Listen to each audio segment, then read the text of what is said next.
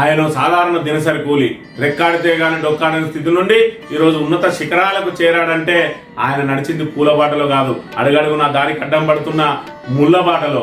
అయినప్పటికీ కూడా ఆయన స్థితికి ఆయన ఏ రోజు కుంగిపోలేదు. ఏటికి ఎదురెదుతూ ఒడిదొడుకులను ధైర్యంగా ఎదుర్కొని తన పయనం సాగించాడు. ప్రజా సమస్యల పరిష్కారమే ధ్యేయంగా తాను సాగించిన ప్రయాణమే తదనంతర పరిణామాలలో తనను ఉన్నత శిఖరాలకు చేర్చింది. ఆయన జీవితం పూలపాన్పు కాదు, దినదిన గండంగా సుడిగుండంలో చిక్కుకున్న చాకచక్యంగా బయటపడుతూ మరి ఇక్కడ విప్లవకారునిగా, కార్మిక నాయకునిగా, రాజకీయ నాయకునిగా ప్రజా సమస్యల పట్ల పరిష్కారం మీద ఆయనకున్న శ్రద్ధ, అదేవిధంగా ప్రజా సమస్యల పరిష్కారానికి ఆయనకున్న చిత్తశుద్ధి ఆయనకు అవకాశాలను తెచ్చిపట్టింది. అంది వచ్చిన అవకాశాలను సద్వినియోగం చేసుకుంటూ ఎమ్మెల్యేగా, విప్పుగా, మంత్రిగా ఉన్నత శిఖరాలను అధిరోహించడానికి ఆయన పడిన శ్రమ మరి ఇక్కడ అంతా ఇంతా కాదు. అతడే మన ధర్మపురి సంరక్షకుడు, జనం మెచ్చిన జననేత కొప్పుల ఈశ్వర్. నాయకత్వం అంటే వారసత్వం కాదని అట్టడుగు స్థాయి నుండి స్వయం కృషితో ఉన్నత శిఖరాలకు చేరిన ఈశ్వర ప్రస్థానంపై ఆయన జన్మదినం సందర్భంగా ఈ ప్రత్యేక కథనం. ప్రస్తుత పెద్దపల్లి జిల్లా జూలపల్లి మండలం కుమ్మరికుంట గ్రామంలో కొప్పుల మల్లమ్మ లింగయ్యలకు 1959 ఏప్రిల్ 20న 3వ సంతానంగా జన్మించారు కొప్పుల ఈశ్వర్. తన తల్లి శివుని భక్తురాలు కావటంతో అతనికి ఈశ్వరని నామకరణం చేశారు. ఈశ్వర్ తండ్రి దినసరి కూలీ కాగా కాలక్రమేణా సింగరేణి ఉద్యోగం సంపాదించి ప్రస్తుత గోదావరికని అయిన అడ్డగుంటపల్లికి చేరారు. సింగరేణి ఉద్యోగి అయినప్పటికీ ఆ రోజుల్లో నెలకు వచ్చే 100 రూపాయల సంపాదనతో కుటుంబం గడవడం కష్టం కావడంతో 14 ఏళ్ల వయసులోనే కుటుంబ బాధ్యతలు నెత్తికెత్తుకున్నారు ఈశ్వర్. FCI నిర్మాణం జరుగుతున్న సమయంలో దినసరి కూలీగా వారి వద్ద చేరి పని లేని సమయంలో సింగరేణి లారీలు లోడ్ చేస్తూ రాడ్ బెండింగ్ పనులు చేస్తూ జీవన ప్రయాణం మొదలుపెట్టారు. తర్వాత క్రమంలో సింగరేణి శాశ్వత ఉద్యోగులను నియమించుకోవడానికి లాడిస్ పయాను ఎత్తిన వారికి ఉద్యోగం ఇస్తుండడంతో ఆ పరీక్షలో పాస్ అయి 1976 నవంబర్ 17న సింగరేణి ఉద్యోగం సంపాదించారు. తన తండ్రితో పాటు తాను దినసరి కూలీగా పనిచేసి ఉండటంతో కూలీల పట్ల సహజంగానే అతనికి అభిమానం ఉండేది. ఆ సమయంలో గోదావరికనిలో రౌడీయిజం పెట్రేగిపోతుండగా దినసరి కూలీల నుండి రౌడీలు మామూలు వసూలు చేస్తూ ఉండేవారు. ఆ సమయంలో వారిని ఎదురించడానికి ఎవరూ ముందుకు రాకపోవటంతో CPI ML అనుబంధ గోదావరిలోయ బొగ్గుగని కార్మిక సంఘం GLBKS సహకారంతో ఆ రౌడీలను తరిమికొట్టి కార్మికుల్లో ధైర్యాన్ని నింపారు.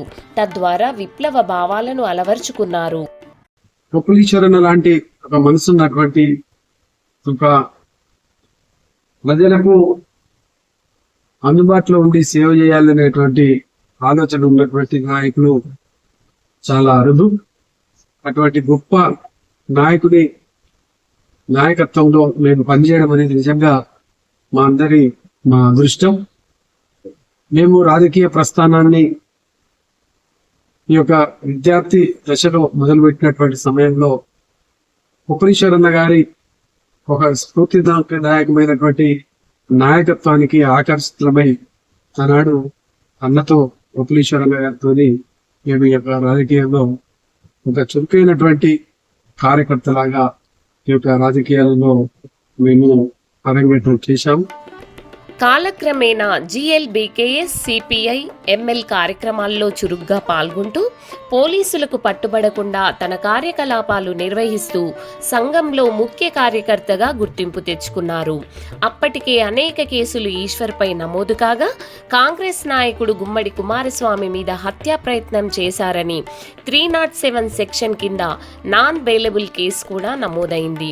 95 రోజుల తర్వాత బెయిల్పై విడుదలై తిరిగి సింగరేణిలో తన ఉద్యోగాన్ని కొనసాగించారు. ఇక కొప్పుల ఈశ్వర్ ప్రేమ వివాహం చేసుకున్నారని అందరూ భావిస్తారు.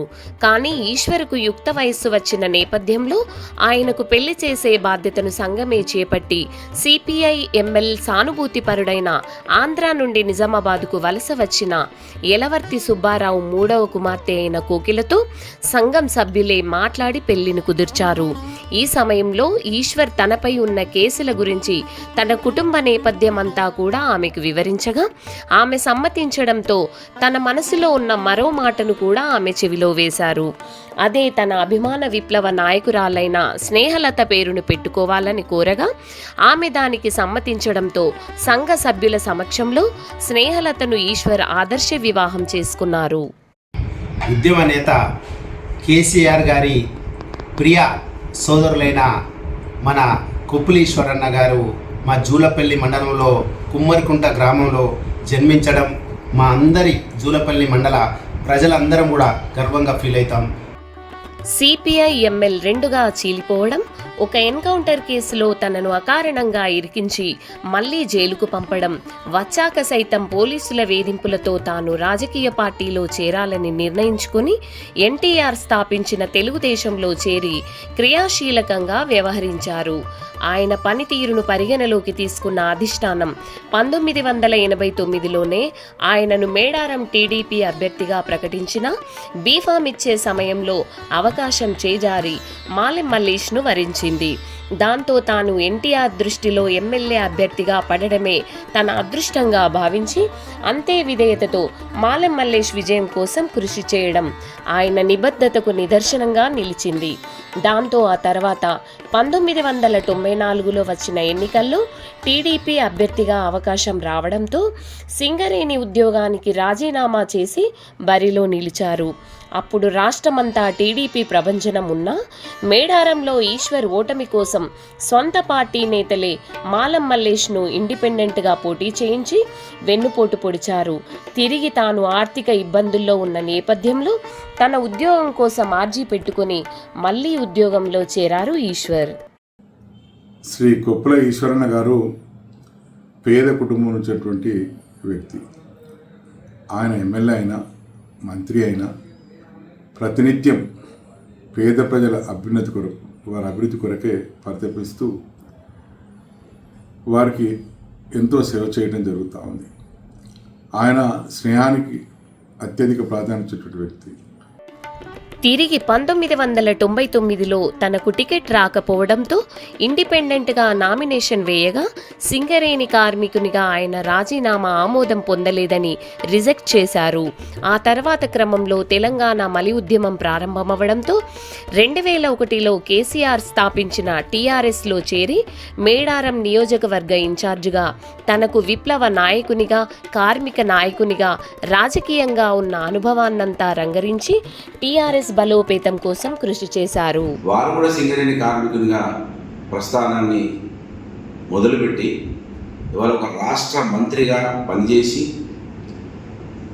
ఓటమెరగని నాయకునిగా, ఏదో గాడుపచ్చి ఓటమి చెందింది తప్ప నిజమైన ప్రజల హృదయాలను చూసుకున్నటువంటి నాయకునిగా, ఏదైతే ఇవాళ ప్రపంచవ్యాప్తంగా ప్రపంచాన్ని మరి ఆకర్షించిన బాబాసాహెబ్ అంబేద్కర్ గారి ఆశయాలను తూచా తప్పకుండా వారికి అవకాశం దొరికితే గురుకులాలను అభివృద్ధి చేయడం కోసం కావచ్చు, బాబాసాహెబ్ బిఆర్ అంబేద్కర్ గారిది 125 అడుగుల విగ్రహాన్ని పెట్టాలని కేసీఆర్ గారు సంకల్పిస్తే అట్టి విగ్రహాన్ని పెట్టి ప్రజలకు అంకితం చేసినటువంటి కేసీఆర్ గారి నాయకత్వంలో వారి పాత్ర కూడా సింహభాగంలో ఉంది కనుక ఇవాటి వరకు కూడా వారు ప్రజల కోసం తపన పడతా ఉన్నాడు.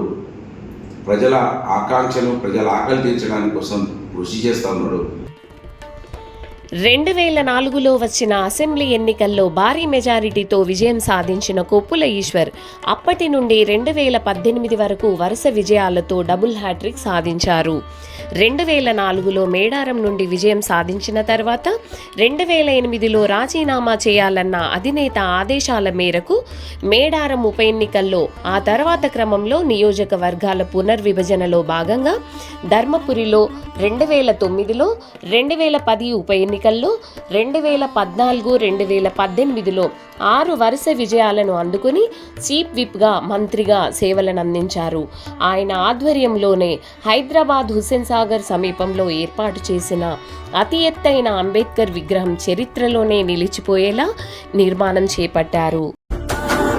ఈ విగ్రహం ఏర్పాటు చేయడానికి అహోరాత్రాలు కృషి చేసినటువంటి మన SC development minister Koppula Eshwar గారికి, వారు అనేక దేశాలు తిరిగి సమయం పట్టినా సరే మనం ఈరోజు చూస్తున్న ఒక అందరమైన సుందరమైన విగ్రహాన్ని మనకు అందించడం కోసం ఆయన సాగించిన కృషి సంవత్సరాల తరబడి చాలా ఉంది. వారికి నేను ప్రత్యేకమైనటువంటి ధన్యవాదాలు తెలియజేస్తా ఉన్నాను.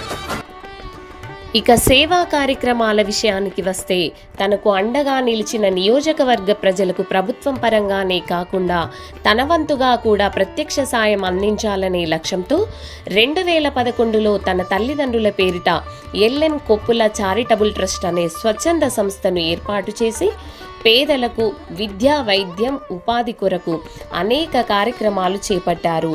ట్రాక్టర్, ఆటో డ్రైవర్లకు లైసెన్సులు ఇప్పించడం, పోటీ పరీక్షలకు ప్రిపేర్ అయ్యే నిరుద్యోగులకు కోచింగ్ సెంటర్లు ఏర్పాటు, ఉచిత వైద్య శిబిరాలు, ఉచిత రోగ నిర్ధారణ పరీక్షలు, అధునాతన వైద్య చికిత్సలు, నిరుపేద మహిళలకు కుట్టు శిక్షణ ఇప్పించడంతో పాటు కుట్టు మిషన్ల పంపిణీ, స్వయం ఉపాధి కోసం ఆర్థిక చేయూత, ఆడబిడ్డల పెళ్లికి ఆర్థిక చేయూత, కరోనా కష్టకాలంలో ట్రస్ట్ ద్వారా నిత్యావసరాల పంపిణీ, నియోజకవర్గంలోని 6 మండలాలకు బాడీ ఫ్రీజర్లు లాంటి అనేక సంక్షేమ కార్యక్రమాలను తన ట్రస్ట్ ద్వారా కొనసాగిస్తున్నారు. నిత్యం ప్రజలకు అందుబాటులో ఉండే నిరాడంబరుడు, సౌమ్యుడు, పరోపకారి, జనం మెచ్చిన జననేత ఈశ్వర ప్రస్థానం ఇది. ఉద్యమంలో వారి ప్రస్థానం గత 35 సంవత్సరాల నుండి ప్రజా జీవితంలో ఉండి ఈరోజు ప్రజాసేవలో నిమగ్నమైన మన ఈశ్వరన్న జన్మదిన సందర్భంగా యావత్ జూలపల్లి మండల ప్రజల పక్షాన మరియు తెలంగాణ ఉద్యమకారుల పక్షాన జన్మదిన శుభాకాంక్షలు. మాజీ మంత్రివర్యులు శ్రీ కొప్పుల ఈశ్వరన్న గారికి హృదయపూర్వక జన్మదిన శుభాకాంక్షలు తెలియజేస్తా ఉన్నాను. శ్రీ కొప్పుల ఈశ్వరన్న గారి జన్మదిన సందర్భంగా వారికి హృదయపూర్వకంగా జన్మదిన శుభాకాంక్షలు. గౌరవనీయులు అన్న మాజీ మంత్రివర్యులు కొప్పుల ఈశ్వర్ గారికి హృదయపూర్వకంగా జన్మదిన శుభాకాంక్షలు.